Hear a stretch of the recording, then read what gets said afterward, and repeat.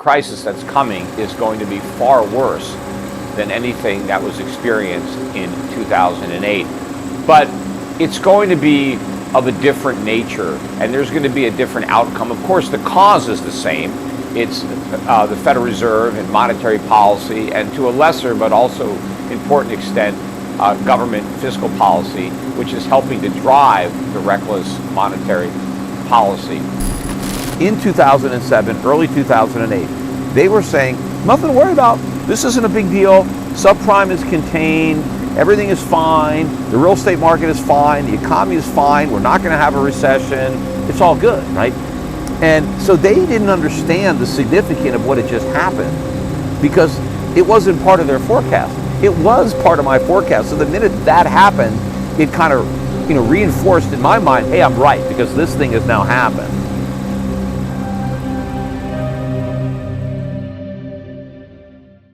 Well, remember, every dollar the government spends has to be paid for. And the most expensive way to pay for government spending is through inflation, the printing of money, which unfortunately is how all the new government spending is being paid for now. Because we don't get any government for free. Whenever the government spends money, it is taking resources out of the private sector, because the government doesn't actually create any resources on its own. It has to first take them from the private sector before it can reintroduce them back into the private sector. So it's not really creating anything, it's redistributing. And when they do it through taxation, they take your money from you. But when they do it through printing money, they take your purchasing power, and that's exactly what they're doing. This is a massive inflation tax, and the American public, particularly the middle class and the working poor, are going to be hit exceptionally hard by the cost of all these deficits and all this stimulus. One of the other things the Fed is never is honest, right? The Fed is all about spin. It's all about trying to, so if you recall, early in the mortgage crisis, when the subprime market blew up and the threat to the entire mortgage market was obvious, as was the threat to the economy, what did the Federal Reserve do? They came out and reassured everybody that there was nothing to worry about, that the subprime problems were contained. Why did they do that? Because they were hoping that by denying that the problem existed, maybe they can somehow will it out of existence. Inflation is a tax, and the source is government, because that's who taxes us. The only way to reduce inflation would be to dramatically cut government spending, because government spending is being paid for through inflation. We're running record budget deficits. And so instead of taking our money and spending it, the government is taking our purchasing power by printing new money and spending that. So the increase in prices that we're all experiencing is the tax that we are paying to finance government. So as long as the Fed is artificially suppressing interest rates, it is going to have to create inflation to do it. And because we have so much debt, the Fed is now forced to keep interest rates at zero. So unfortunately, average Americans, the middle class and the working poor, are going to suffer the most severe bout of inflation in U.S. history, far greater than anything experienced during the decade of the 1970s. The Fed has absolutely no ability to fight inflation. So why even acknowledge that it's a threat when you can't do anything about it? So the only thing the Fed can do is deny, lie to the markets, tell everybody that it's all temporary.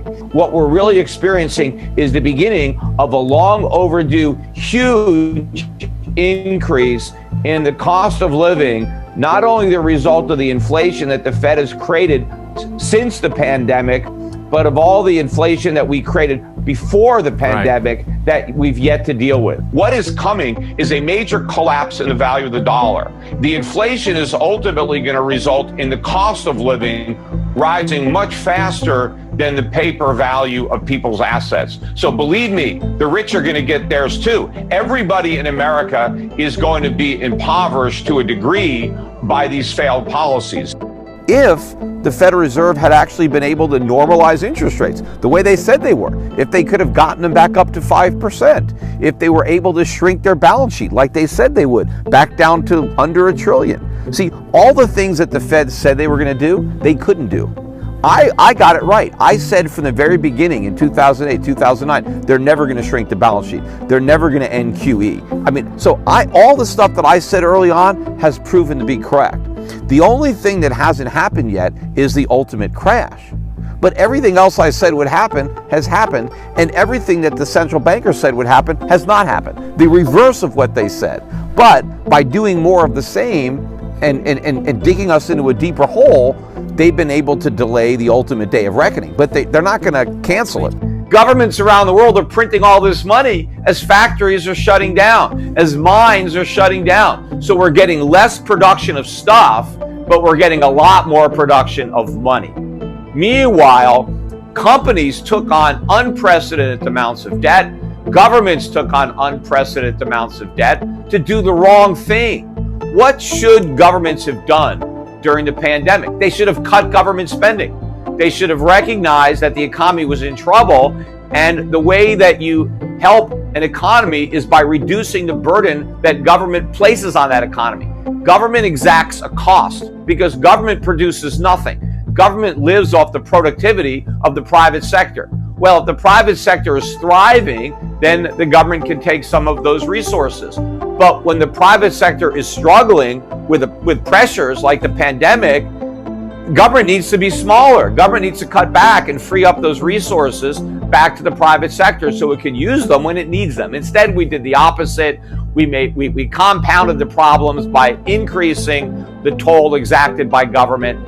And so we have more debt than ever before, more money creation than ever before, and we have created an economy that is more dependent on debt and money printing than ever before. This is a global problem. America, politicians aren't the only ones that are guilty of these offenses. It's just that we're doing it on a larger scale, and we're doing it from a more vulnerable position because the United States is the issuer of the world's reserve currency.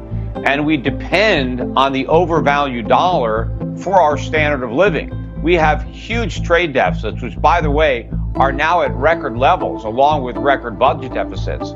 But the only reason that we can finance these huge trade deficits is because the world has been willing to hold on to our currency because it is the reserve. But if we jeopardize that status, which I think we're going to do, if the world balks at holding the trillions and trillions of dollars that are being printed and all these treasuries to make all this deficit spending possible, then the dollar has a lot further to fall in terms of real purchasing power than other currencies.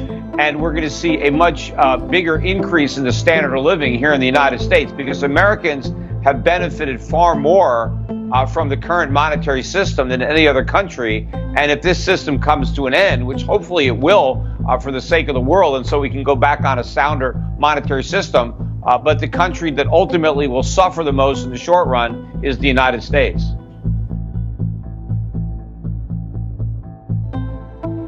Whenever the government spends money, it is taking resources out of the private sector because the government doesn't actually create any resources on its own. It has to first take them from the private sector before it can reintroduce them back into the private sector. So it's not really creating anything, it's redistributing.